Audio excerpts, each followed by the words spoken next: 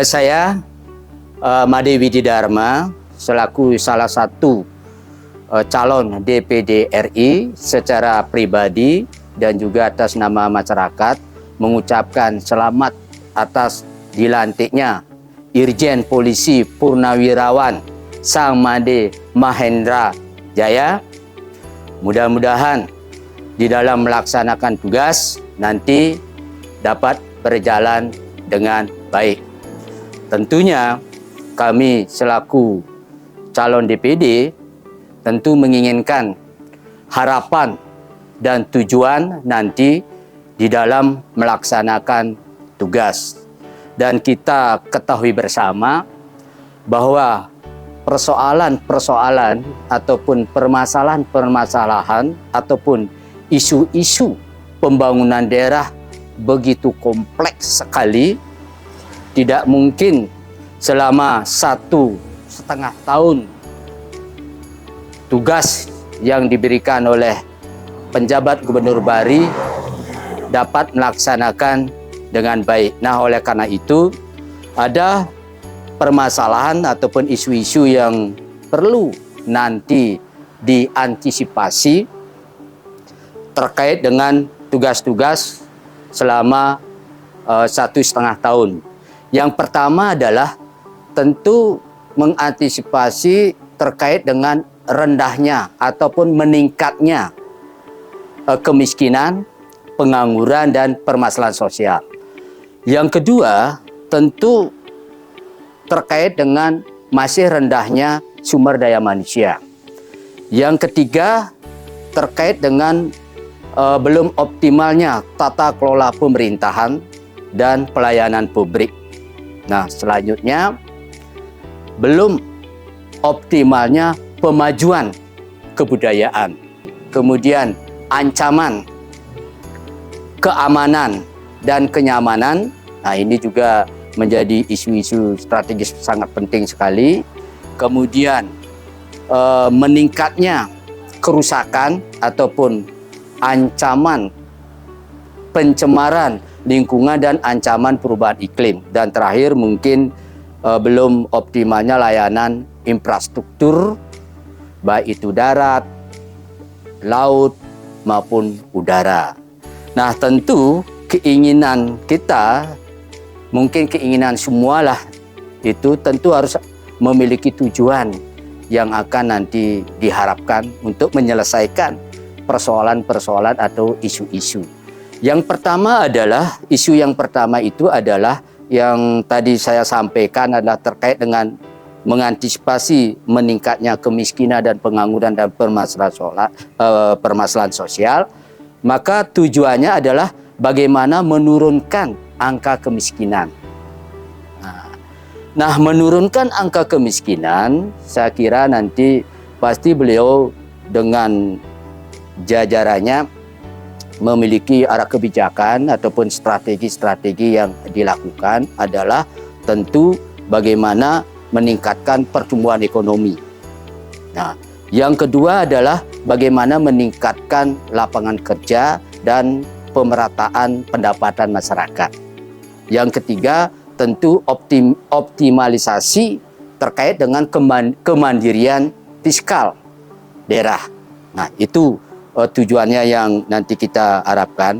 Nah, terkait dengan pertumbuhan ekonomi, selama ini kalau kita melihat ke belakang, kalau kita bandingkan dengan indeks makro, yaitu yang di pusat, memang pertumbuhan ekonomi kita mulai dari data 2022 itu sangat turun dibandingkan dengan pertumbuhan ekonomi di pusat.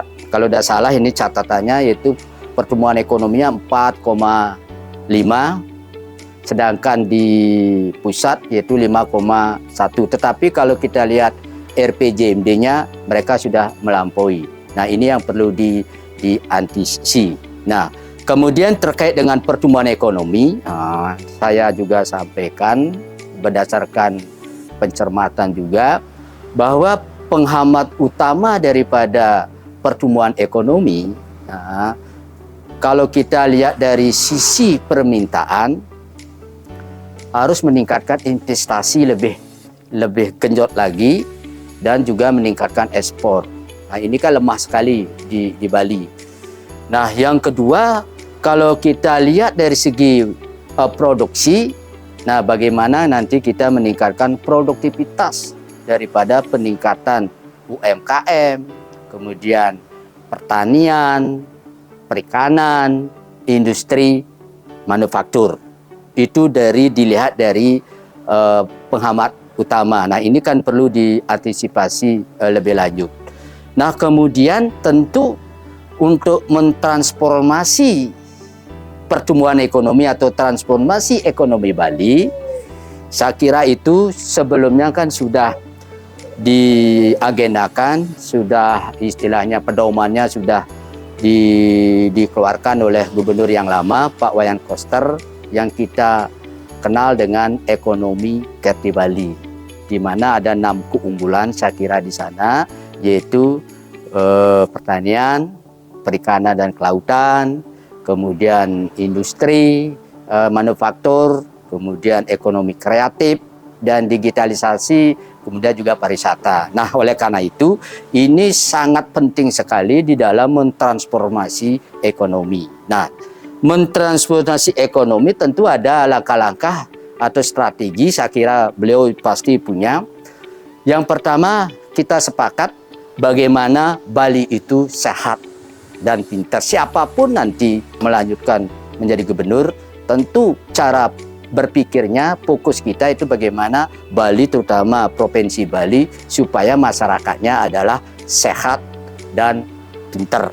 Baik itu sumber daya manusianya bergizinya, kemudian baik itu sumber daya manusia yang berkualitas, baik itu sumber daya manusia yang inovatif dan kreatif. Nah, itu yang pertama. Yang kedua tentu harus Bali produktif. Nah, Bali produktif di sini adalah maksudnya adalah bagaimana meningkatkan produktivitas tenaga kerja menuju tenaga kerja kelas menengah. Dan kita ketahui kan tenaga kerja ini kan dikalahkan dengan tenaga kerja yang lain gitu.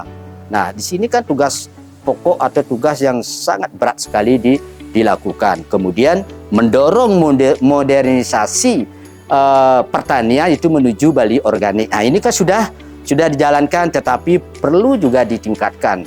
Nah, kemudian tentu pariwisata berkelanjutan maupun berkualitas, itu sudah pasti itu. Nah, kemudian tentu ekonomi kreatif yang berdaya saing. Nah, ini yang menjadi perhatian, terutama untuk memperluas pasar.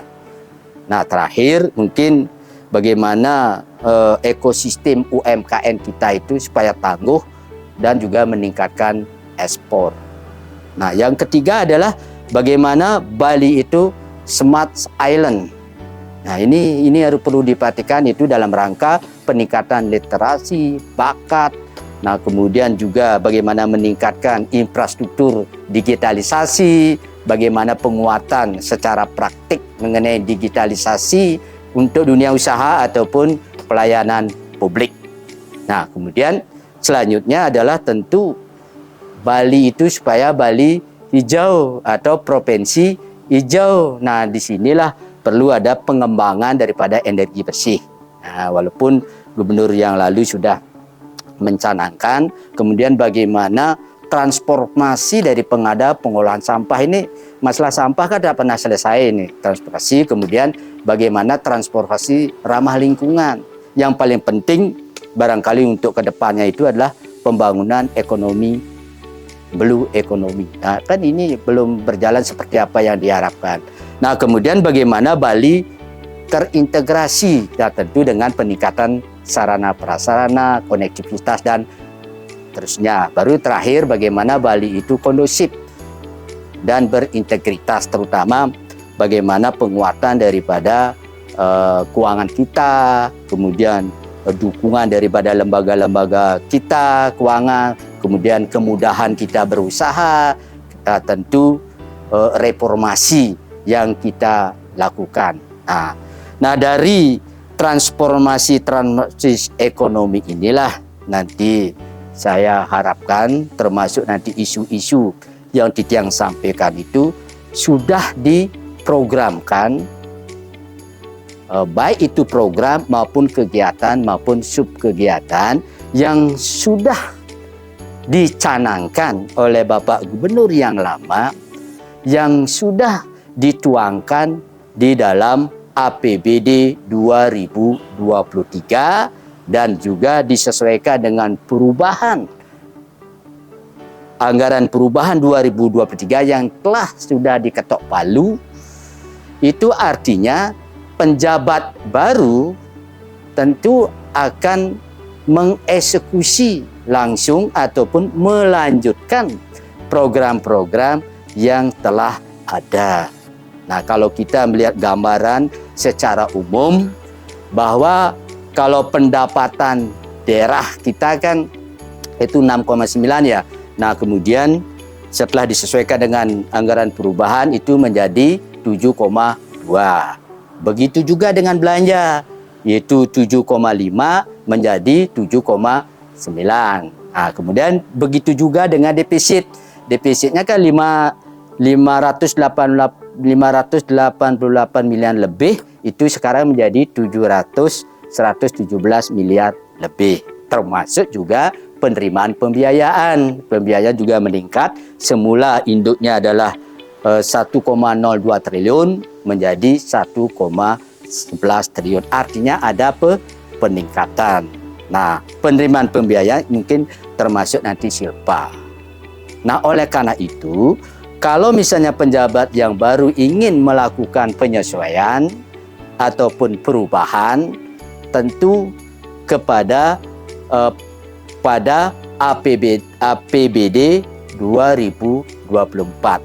Memang sudah diproses di dalam KUA-PPAS, tetapi karena ini APBD 2024 itu ditetapkan bulan November atau Desember, masih ada waktu untuk melakukan koreksi ataupun evaluasi terhadap program-program yang telah dicanangkan tahun 2023. Nah, oleh karena itu perlu juga dicermati kembali bahwa kalau di provinsi itu pendapatan daerah itu dinominasi oleh PAD.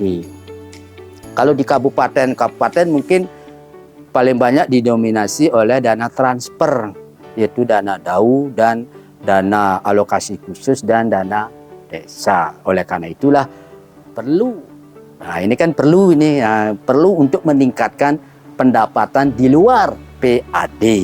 Nah, dan wacana-wacana ataupun regulasi yang sudah ditetapkan itu saya kira terkait dengan pungutan pungutan wisatawan segera ditindaklanjuti kalau ingin menambah pendapatan. Dan kami lihat juga kalau dilihat daripada hambatan pertumbuhan ekonomi, kalau dilihat dari aspek niki banyak sekali niki variabelnya.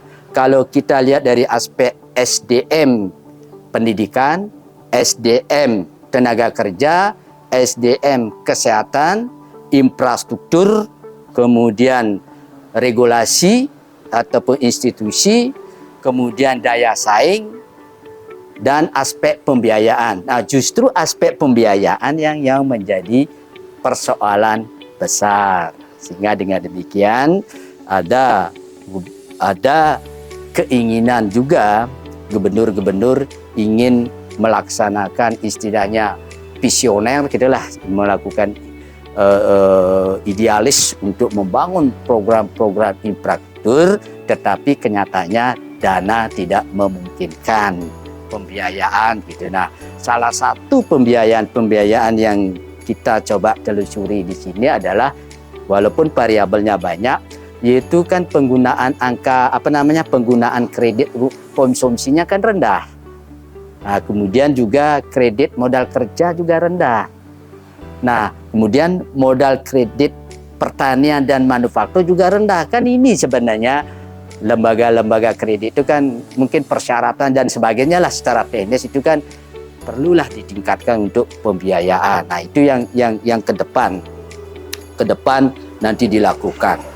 Nah, yang ketiga adalah tentu persoalan terkait dengan rendahnya sumber daya manusia. Nah, bagaimana mewujudkan sumber daya manusia yang unggul dan berdaya saing? Nah, terutama dari segi pendidikan, yaitu bagaimana meningkatkan derajat kesehatan masyarakat dalam upaya pemenuhan masyarakat perorangan ataupun kelompok. Nah, ini juga harus mendapat perhatian. Nah, yang kedua tentu terkait dengan kualitas pendidikan. Nah, ini kan menyangkut rata-rata lamanya sekolah terkait dengan pengelolaan pendidikan kita itu seperti apa. Nah, apakah kebijakan-kebijakan seperti yang dulu, terutama kita sudah sering mendengar kebijakan terutama sekolah Bali Mandara. Nah, banyak sekali juga memberikan statement bahwa pola-polanya itu kan sudah dirubah, apakah nanti dikembalikan seperti dulu. Nah, itu kan kebijakan gubernur yang baru, tentu masukan-masukan dari tim-timnya. Nah, itu. Nah, kemudian tentu di sini adalah bagaimana meningkatkan daya saing, kan gitu ya. Daya saing dan perlindungan tenaga kerja. Nah, daya saing kita tentu produktivitasnya rendah sekali, yaitu dari beberapa aspek. Nah, ini yang perlu menjadi artinya harapan kita bisa meningkat. Nah, kemudian persoalannya yang lain adalah terkait dengan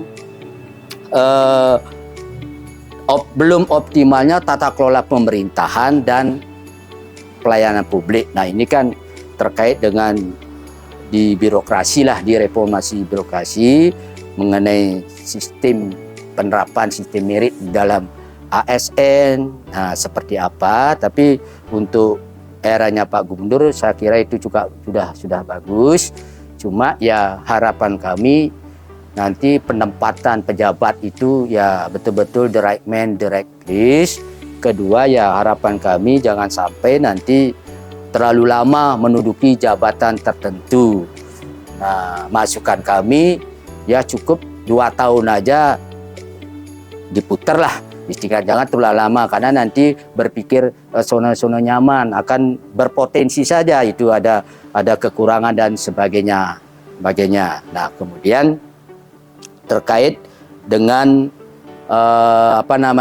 belum optimalnya pemajuan kebudayaan. Nah, tentu bagaimana nanti meningkatkan pembangunan di bidang desa adat. Nah, ini kan sudah nih concernnya dari Pak Gubernur betul-betul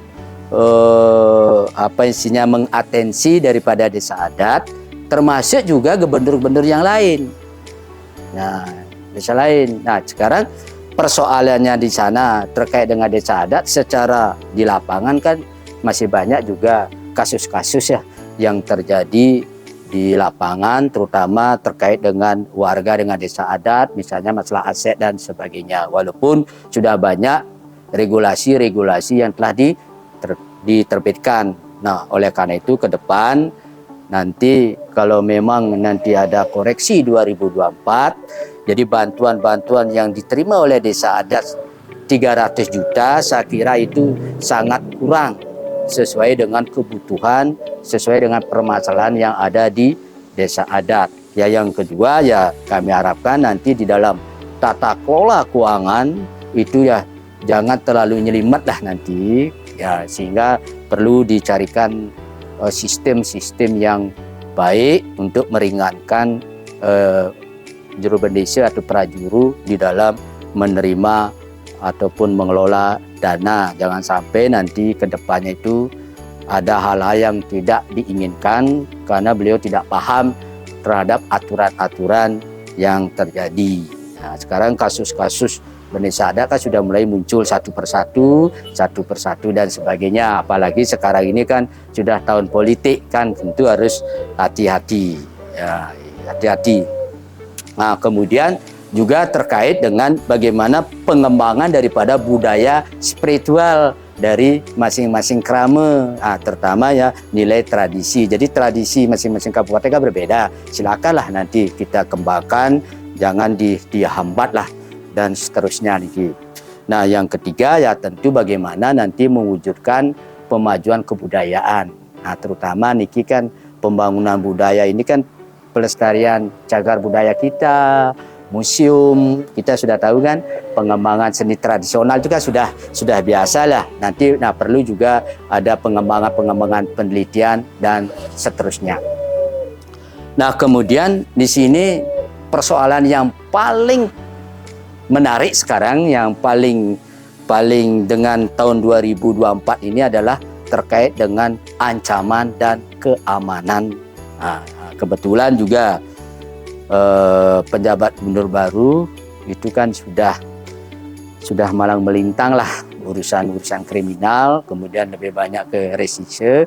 Saya pikir tahun 2024 ini momentum yang paling tepat beliau melaksanakan keamanan, kenyamanan terkait dengan pemilu 2024. Jadi mudah-mudahan nanti tahapan-tahapan pemilu di Bali dapat berjalan dengan baik, tidak ada istilahnya gugatan-gugatan, dan kemudian kesadaran masyarakat, kesadaran elit-elit politik betul-betul nanti bisa memahami hakikat dari pemilu, tetapi yang paling penting adalah jangan sampai terjadi money politik. Nah, itu yang paling penting, itu betul-betul dijaga. Di samping itu juga mengatasi warga negara asing yang memang membuat ulah di Bali. Saya kira penjabat gubernur baru yang sekarang ini betul-betul sudah paham betul. Saya kira nanti paling banter tahun 1,5 tahun itu fokusnya adalah keamanan dan kenyamanan sehingga betul-betul kondusif. Nah, kalau sudah kondusif, otomatis pertumbuhan ekonomi bagus. Kemudian mudah-mudahan nanti lapangan kerja juga menjanjikan dan seterusnya lah nanti. Nah, kemudian adalah terkait ini persoalannya ini adalah mengenai meningkatnya kerusakan maupun pencemaran lingkungan dan juga ancaman terhadap perubahan iklim. Nah, bagaimana nanti meningkatkan kualitas lingkungannya, terkait juga kualitas lingkungan hidup, kemudian cara pengendaliannya, mungkin beliau sudah pasti minta masukan dari aparat bawahnya secara teknis. Nah, kemudian terkait juga penurunan emisi ya, penurunan emisi terkait dengan emisi GRK itu loh, gas rumah kaca gitu. Memang di Bali tidak terlalu dibandingkan dengan di Jakarta gitu loh, polusi udaranya itu. Nah, itu kan perlu juga diantisipasi. Nah, kemudian bagaimana nanti mewujudkan kesesuaian peruntukan tata ruang. Ini tata ruang juga menjadi persoalan yang memang harus dilakukan. Nah, kemudian bagaimana penggunaan daripada energi bersih, yaitu energi terbaru. Nah, Pak Koster kan sudah regulasinya sudah. Nah, kemudian tentu di sini mengenai terkait dengan terkelolanya sampah. Sampah ini kan tidak pernah selesai di lapangan, terutama kan sampah rumah tangga dan sejenisnya. Nah, ini kan perlu juga menjadi perhatian. Nah, kemudian baru kita terkait dengan infrastruktur yang belum optimal. Nah, tentu keinginan kita bersama atau tujuan yang kita nanti harapkan adalah bagaimana nanti meningkatkan infrastruktur, baik itu kuantitas maupun kualitas, baik itu udara dan laut, secara terintegrasi dan terkonektivitas. Nah, terutama terkait dengan infrastruktur publik, nah, kemudian infrastruktur layanan konektivitas, dan juga terkait dengan kualitas layanan informatika, teknologi, dan komunikasi. Nah, ini kan PR kita gitu loh. Nah, oleh karena itu harapan kita mudah-mudahan isu-isu yang sedang sampaikan dan tujuan-tujuan yang diinginkan kita bersama itu sudah diakomodir di dalam program kegiatan, baik itu di perubahan maupun di 2024.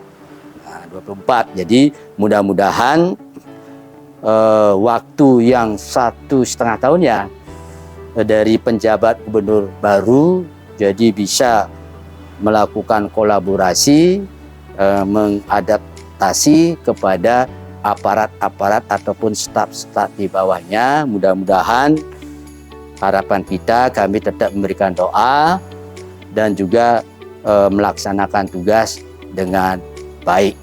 Saya kira itu harapan kami, tujuan kami, dan sekaligus juga kami tetap berdoa supaya khususnya tahun politik ini, tahun politik itu ketentraman, kenyamanan di Bali menjadi prioritas utama di dalam melaksanakan tugas nanti.